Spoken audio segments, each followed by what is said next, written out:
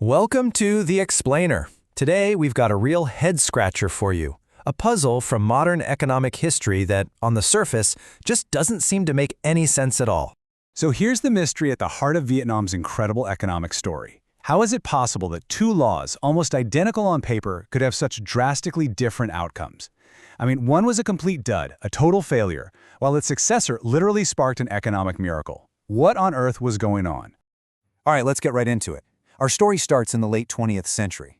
Vietnam is just beginning to open up its economy to the rest of the world after decades of central planning. It was a massive moment, you can imagine, full of potential, but also a ton of uncertainty. Now check out this timeline, because it really tells a weird story. In 1986, Vietnam kicks off its big Doi Moi reforms, basically opening for business. 4 years later, they pass a major corporate law designed to get private enterprise humming. But nothing happens. Crickets. For pretty much an entire decade, the private sector is just stagnant. Then, in 1999, they pass a new law, which, by the way, looks a lot like the old one, and suddenly, bam, the economy just explodes. It takes off like a rocket. So what gives? What actually changed?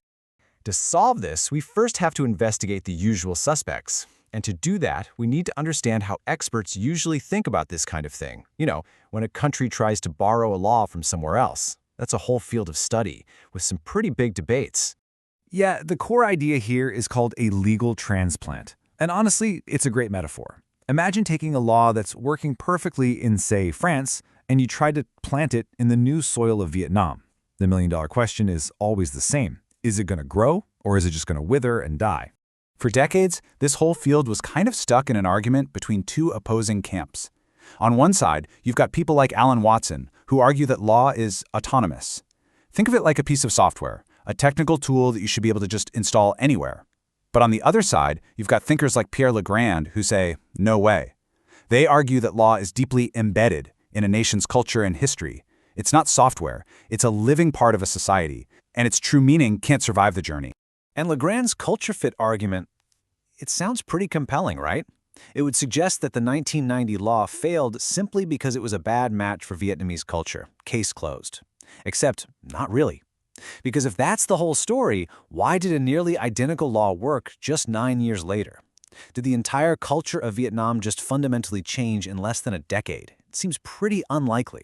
It feels like an incomplete answer. And this is where things get really interesting. A new theory comes along that basically reframes the entire problem. It suggests that maybe, just maybe, the transplant metaphor itself is the issue. Exactly.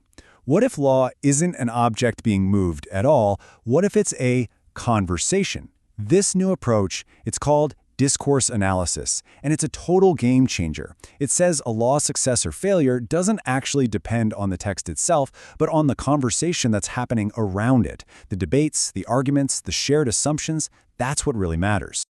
This theory gives us a really practical toolkit to figure out what's going on. There are 3 key things to look at. First, what are the discourse modes? In other words, what's the shared language people are using? Is it all about economic growth, or is it about state control? Second, who are the interpretive communities? Which groups of people are in the conversation, and what do they believe? And third, what are their discursive strategies? You know, what are they actually trying to do with their words? What's their agenda? Okay, so with this new lens, let's go back and finally crack this case. Because once you start analyzing the conversation, the failure of that first law, and the wild success of the second one, it all becomes crystal clear. Get this, the difference between success and failure wasn't about the legal text. It was about a fundamental shift in the dominant conversation. In 1990, the conversation was completely dominated by the idea of state control. By 1999, it had done a complete 180 and was all about market deregulation. So let's look at that first conversation in 1990. The key players at the table were these state guardians, officials trained in the Soviet system who were deeply suspicious of private business. They basically assumed entrepreneurs were incompetent, maybe even corrupt, and had to be strictly managed for the benefit of the state. So while they copied the structure of a Western corporate law, they absolutely crippled it with a mountain of restrictive licenses and red tape. But now, fast forward to 1999. It is a whole new ballgame. A different group, the market reformers, are now leading the conversation. These folks were working with international advisors, and they spoke a totally different language, all about economic efficiency and removing barriers. Their key assumption was that the old licensing system was the very thing strangling growth. Their solution? A new law that abolished most of those licenses, unleashing entrepreneurs. And the private sector just took off. So think about that. Just 10 years. In one decade, the entire way of thinking, the whole cognitive landscape, for lawmakers, it shifted. The law on the books barely changed, but the shared understanding of what that law was for had been completely transformed. Now, this isn't just an academic story about Vietnam. This really changes how we should think about law and reform everywhere. It's a powerful lesson in how real-world change actually happens. So what's the big takeaway from all this? First, law isn't just a block of text. It's a living, breathing, social process. Its success depends entirely on the people interpreting it, their beliefs, their goals, their language. Real, lasting change happens when new groups win the debate and actually change the conversation. And this applies to everything, from climate policy to tech regulation. If you want to understand how power works, you have to listen to the conversation. And that leaves us with one final and I think pretty provocative thought. In all the crucial conversations that shape our societies and our laws, who gets a seat at the table? Who is speaking? Who is listening? And maybe most importantly, whose voice isn't being heard at all?